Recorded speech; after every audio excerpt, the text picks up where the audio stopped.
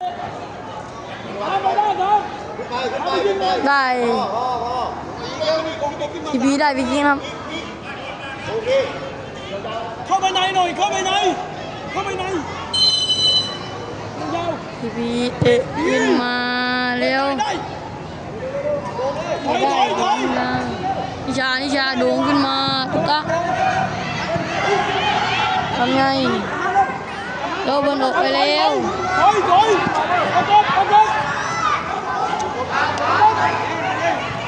อ้าวแล้วสมาร์ททุ่งไปไม่ถึงนะ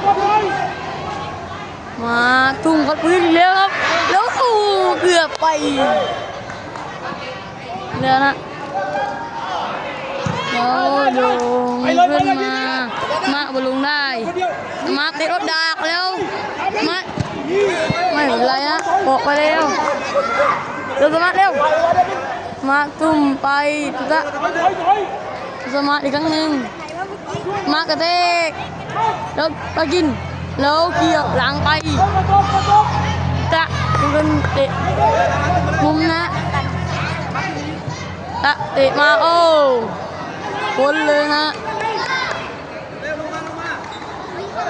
จ้างของทีทุ่มนะปี